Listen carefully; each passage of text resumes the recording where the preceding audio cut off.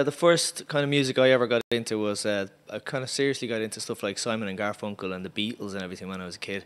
And me and my mate Jimmy used to come in from school when we were about 12, and we used to have two tape recorders, and we'd play the Beatles records on one tape recorder, and then we'd record ourselves singing over them on the other tape recorder. So that was kind of like the first recordings we did. The first gig I was ever at was Shakin' Stevens in the RDS when I was 6, dressed up in the denim shorts, or not the denim shorts, that's the YMCA.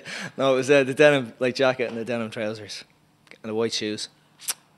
We always had music in the house though. My dad especially used to listen to a lot of 60s music, so I grew up listening to that, and then got into punk then when I got a little bit older. So I've got a fairly good studio in the house, so a lot of times I will just get the songs down to a fairly decent level when they're kind of mostly written, and then bring them in, and then the lads will kind of put stuff over them then.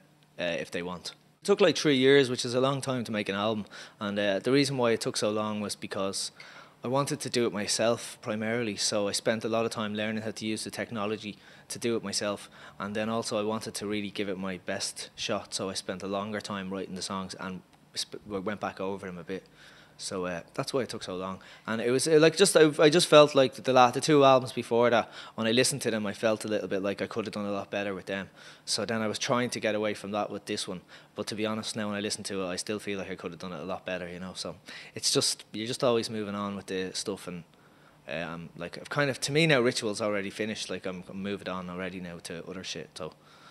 The way it went with the Ritual stuff was that I completely redesigned the whole album to play live, using I basically rewrote the whole album again using hardware sequencers and synthesizers.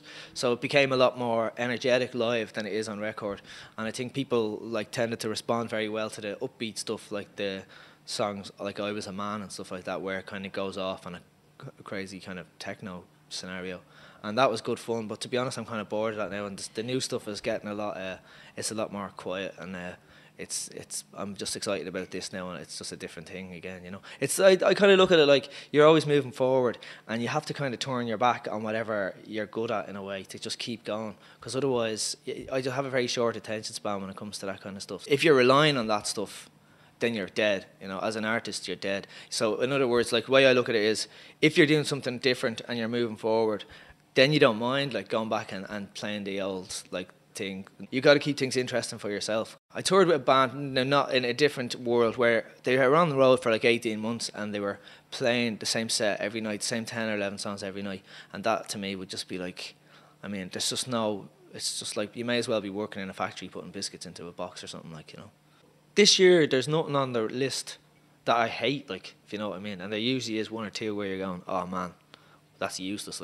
This year it's a pretty good, it wouldn't surprise me if any of the acts won this year. The way it is, it's great to be nominated, and it's brilliant that the album got the nod. I'm very happy about that. But to me, some success would be just a case of being able to just write songs, to continue to write songs.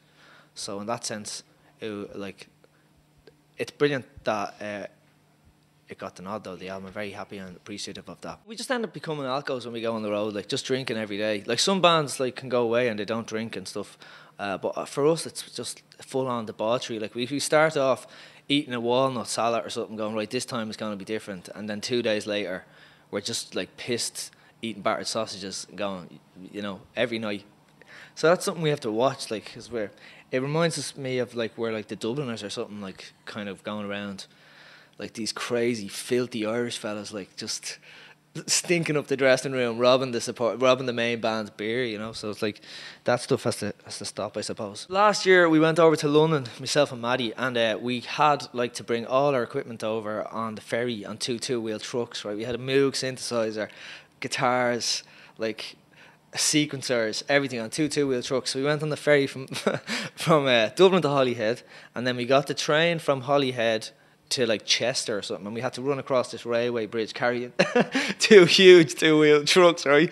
And we get to London, and then we were trying to lift these trucks. They barely fit into one of them London taxis, the ones. They barely fit in there. So we get to the hotel, and we were staying in a King's Cross Travel Inn for the whole week, right? And then we had 5 gigs lined up, and 3 of them got cancelled in the week. So we had no money. So we literally in the King's Cross Travelodge. Then Matty got the flu, right? So we were sitting in the King's Cross Travelodge, drinking cans of Heineken, looking at cash in the attic on us on like in the afternoon. Going, the only time we left was to buy like Indian food and bring it back to the hotel, and like there's no gigs. And then the gigs that we're on, we had to lift our two-wheel trucks out up all these stairs. We had bruises all over our arms. There's about like maybe 10 people at the gigs, and it was just like we were just looking at each other. And at one point, actually, Matty had a pair of trousers on, and he was lifting the two-wheel truck up the stairs, and his belt exploded, and his trousers nearly fell down. And I was just going, "This is it, man. This is it. We made it, Matty."